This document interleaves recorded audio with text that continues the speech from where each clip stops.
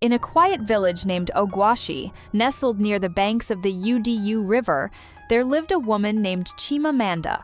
To outsiders, Chimamanda's life appeared ordinary. She had a mother who prayed often, a father who kept to himself, and younger siblings who laughed barefoot in the rain. They were neither rich nor poor, but respected and quiet, never attracting too much attention. But in the heart of the village, under the whispers of moonlight and old baobab trees, elders would mutter, "That girl carries storms in her spirit." And they were right.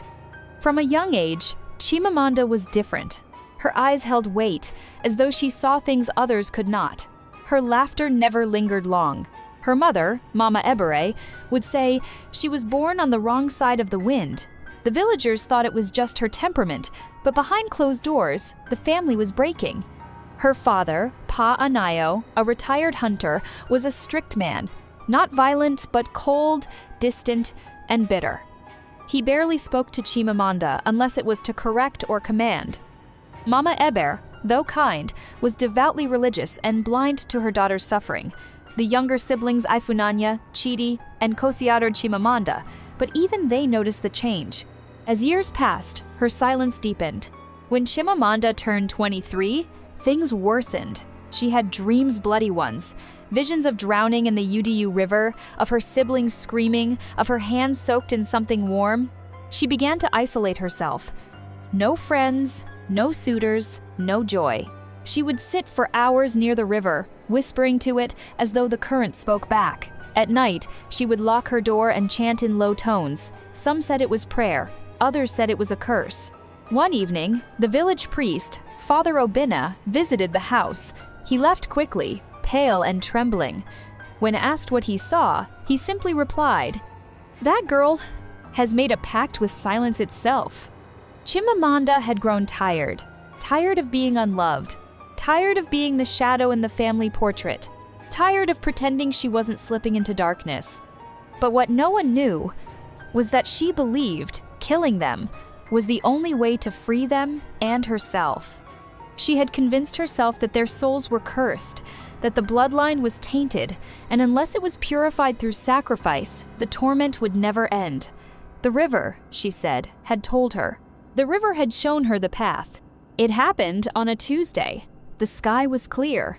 The stars blinked like frightened eyes. She cooked dinner yams, pepper stew, and grilled catfish. She helped Mama Ebere to her chair, helped Kosi with his plate, laughed with Chidi for the first time in weeks. Even Pa Anayo looked surprised. Then it began. The poison was bitter leaf-dried and mixed with a rare blackroot found near the river. It paralyzed slowly. One by one, they fell to the floor, twitching, gasping. Chimamanda wept as she watched them. Not from guilt, but from what she believed was mercy. When they stopped breathing, she sat in the center of the hut, blood on her hands, waiting for the curse to lift, waiting for the voice of the river to say, "It is done." The next morning, smoke did not rise from the Anayo household, children whispered. Mothers watched from windows. It was the local water girl, Ngozi, who found the bodies. She screamed so loudly the village dogs began howling.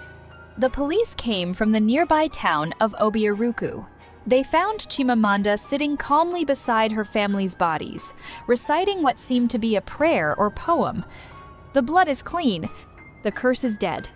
They sleep now inside the river's bed. She was arrested without struggle.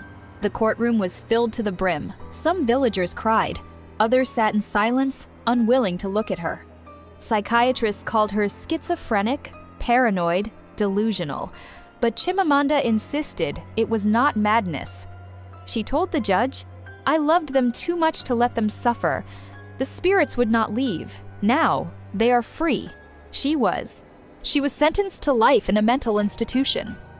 Years have passed. The hut remains abandoned. Children dare each other to touch its doorway and run. Elder, if you want to know what happened next in the village and what happened to her, like and subscribe to my channel.